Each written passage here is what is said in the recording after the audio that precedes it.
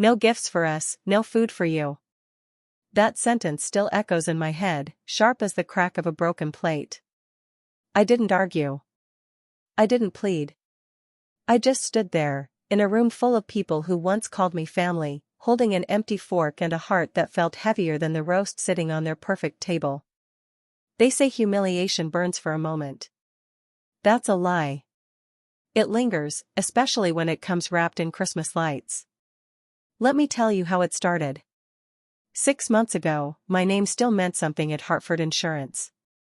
I'd been there 12 years, never late, never lazy, never noticed until they needed to make cuts. Restructuring, they called it. A polite way to say you're disposable. I left that office with a cardboard box, a severance check, and a smile that fooled everyone except myself. But I had one advantage: I'd been careful. My savings, my investments, my quiet discipline, they kept me safe even when pride made me pretend otherwise. My son, David, and his wife, Rachel, didn't need to know that. When I told them I couldn't afford Christmas gifts this year, they offered polite sympathy that felt rehearsed. "That's fine, Mom," David said. Rachel smiled, the kind of smile that doesn't reach the eyes. I told myself it didn't matter. That love shouldn't depend on wrapping paper. But deep down, I needed to know the truth. What would happen if I had nothing to give? The answer came at Christmas dinner. Rachel's house gleamed like a magazine cover, matching ornaments, soft jazz, cinnamon in the air. Every detail screamed perfection, and yet, I'd never felt so out of place. My seat was near the far end of the table, past the centerpiece, past the laughter. The overflow zone. I watched my family celebrate abundance while I quietly tried to swallow humility. Then, when the dishes were being cleared, Rachel stopped me at the kitchen doorway. "Oh, no, Margaret," she said sweetly. "You just sit. You've done enough." She said it like a compliment. It wasn't. Moments later, she made her little announcement, the one that turned a holiday dinner into a public execution. "We decided only those who participated in the gift exchange will join us for the meal. It's just tradition." Silence fell. My son stared at his plate. My grandchildren looked confused. And I simply placed my napkin down and stood up. When I walked out into the cold night, snowflakes caught in my hair like tiny witnesses. I didn't cry. I didn't curse. I just knew one thing with absolute clarity. They thought I was poor. They thought I was powerless. They were about to learn that neither was true. Because the roof above their heads, the one Rachel decorated so beautifully, belonged to me. And by morning, I intended to remind them. The drive home that night was silent except for the sound of tires crushing snow. My hands gripped the steering wheel too tightly, not from anger, but from disbelief. How easily they'd erased me. How quickly love turns into performance when money disappears. I pulled into the parking lot of my apartment complex, a modest building with flickering hallway lights and a vending machine that ate your dollar half the time. Inside, the heater groaned like it was tired of pretending too. I set down my purse, kicked off my shoes, and stood in the middle of the room wondering how I had raised a son who thought silence counted as loyalty. David had always been a good boy, polite, hardworking, careful with words. But somewhere between promotions and Rachel's curated perfection, he'd started choosing comfort over conscience. He thought standing by quietly was neutral. He never understood that silence is its own kind of betrayal. I poured a glass of wine and sat at my small desk. The glow from my laptop lit the room. One click and the truth unfolded across the screen: 11 properties under Sullivan Property Holdings LLC. One of them, the elegant colonial on Maple Drive, the same house where I had been told I didn't belong. I'd bought that home 3 years ago, quietly, through my company. It was meant as a gift for David's family. When the bank wouldn't approve their loan, I stepped in as an anonymous buyer, renting it to them for nearly half its value. I told myself it was love. Now, it felt like enabling. My fingers hovered over the trackpad. I opened their file: payment records, maintenance reports, lease agreement. Perfect tenants. Model family. The irony was almost poetic. The next morning, I woke to a message from Rachel, short, polite, coated in sugar like everything she said. Hope you got home safe last night. We didn't mean to upset you. Things got awkward. Let's move past it, okay? Move past it. As if humiliation were something you brushed off like crumbs. I didn't reply. Instead, I printed a copy of their lease and circled one line in red: landlord reserves the right to request inspection of the property with 24 hours notice. By noon, I'd scheduled an appointment with my property manager, Patricia Morrison. Patricia had been with me for over a decade, efficient, discreet, the kind of woman who handled everything with grace and quiet power. Are you sure you want to be there in person? She asked when I called. Oh yes, I said, staring at the snow piling on my windowsill. I've been invisible long enough. That night, I lay awake imagining the look on Rachel's face when she realized the truth. But revenge wasn't the point, not really. This was about respect. I had spent years being generous in silence. Tomorrow, silence would end. Because tomorrow, the landlord was coming home. Snow crunched under my boots as I walked up the familiar stone path to the house that wasn't supposed to be mine anymore. Patricia waited by her car, clipboard in hand, her breath forming small white clouds. You ready? She asked. As I'll ever be, I said, adjusting my gloves. The house looked exactly as I'd imagined it the day I bought it: warm lights in the windows, wreath on the door, everything curated for a family that believed they'd earned it all. The irony hit me like a second winter chill. Patricia rang the doorbell. It took a moment before the door opened and there he was, my son, David. His face shifted from confusion to disbelief as he saw me standing behind the property manager. Mom? What are you doing here? Patricia answered smoothly, her tone professional. Mr. Sullivan, we're here for a routine property inspection. This is Mrs. Sullivan, the property owner. The words hung in the air like thunder before the storm. I watched them land, first confusion, then denial, then something else, recognition. Rachel appeared in the doorway, wiping her hands on a towel. Property owner? That must be a mistake. It isn't, I said quietly. This house belongs to me. The silence that followed was absolute. Even the ticking of the hallway clock felt intrusive. Rachel's carefully composed face faltered for the first time since I'd known her. You mean, you've been our landlord this whole time? Yes. For 3 years. You've been living here under a lease-to-own agreement I created. I bought this house for your family when the bank turned you down. David looked pale, his hands gripping the doorframe like he needed it to stay upright. But you said you couldn't afford Christmas gifts. I couldn't afford to buy love, I interrupted. Turns out I was right about that. Patricia stepped inside to begin her inspection, snapping photos of baseboards and fixtures. The sound of the camera shutter filled the space between us. Rachel crossed her arms, her tone brittle. So what is this? Some kind of revenge? You want to embarrass us now? No, I said calmly. You already handled the public humiliation part. David rubbed his temples. Mom, please. We didn't mean to what? Treat me like a burden? Like charity work? You both made my worth conditional on what I could give. For a long moment, no one spoke. Then, softly, David asked, Are you going to evict us? I met his eyes, the boy who used to bring me dandelions from the yard, now a man afraid of losing the roof over his children's heads. That depends, I said, my voice steady. On whether you still believe family is earned through presents, or through presents.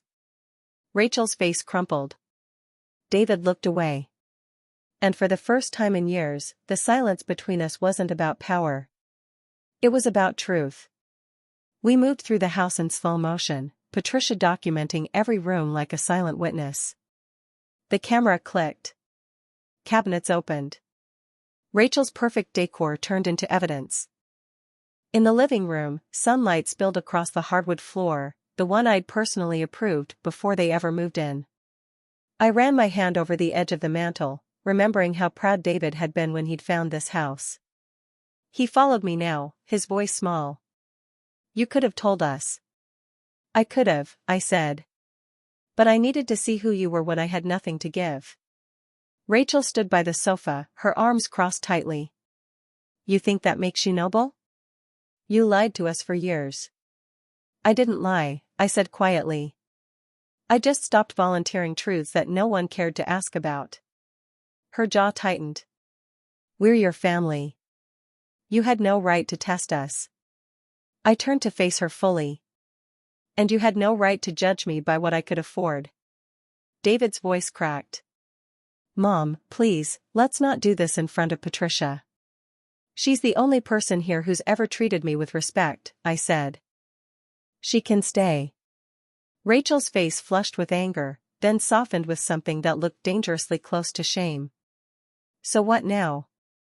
You own this house, fine. What do you want from us?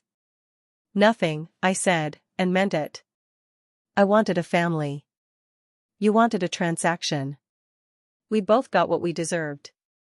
Patricia cleared her throat gently, trying to defuse the tension. Everything appears in good order. I'll finalize the report tonight. Thank you, I said.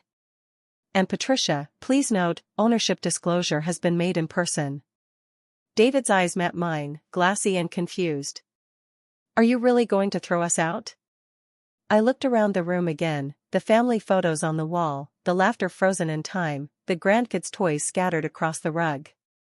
That depends, I said, on whether this house still has room for me in it. Rachel's lip trembled, her voice quieter now. We can fix this, Margaret. We just need time. Time isn't the issue, I said. Respect is. Patricia excused herself, sensing the conversation was no longer about property. When the door closed behind her, the silence felt thick enough to touch. David stepped closer. Mom. I should have stopped her that night. I knew what she said was cruel. I just didn't want another fight. Silence is easy, I said. Courage isn't. He nodded, tears forming. Then give us a chance to show courage now. For the first time, I saw the boy I'd raised, not the man polished by Rachel's ambition, but the child who'd once built me paper houses out of shoe boxes. Something inside me shifted, the anger cooling into exhaustion. Tomorrow, I said, reaching for my coat. Come to my apartment. Both of you. We'll talk about what comes next. Rachel looked up sharply.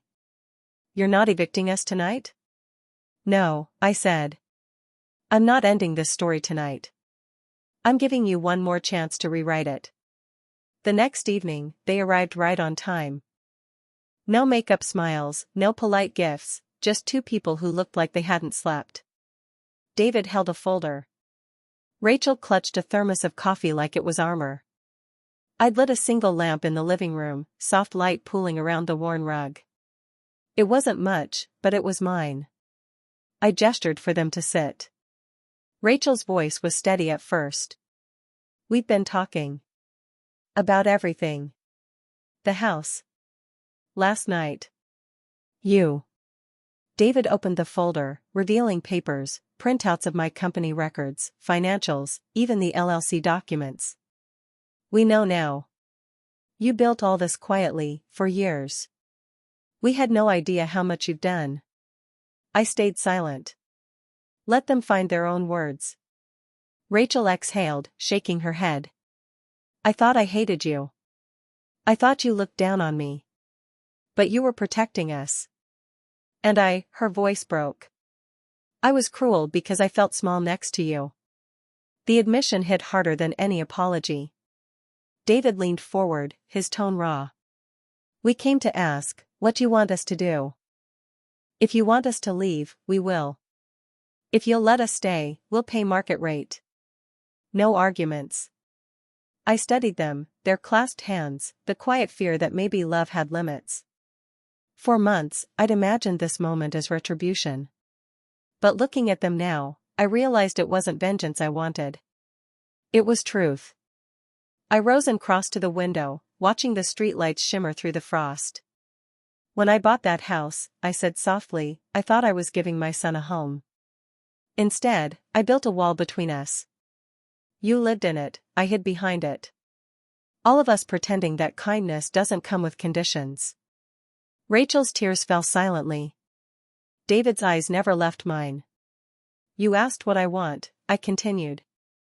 I want you to see me, not as a bank, or a burden, or a landlord. Just as your mother. The air thickened. Rachel whispered, we do now.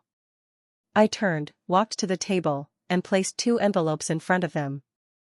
One is a 60-day notice to vacate. The other is a new lease, market rate, no discounts, no secrets. You choose which one to sign.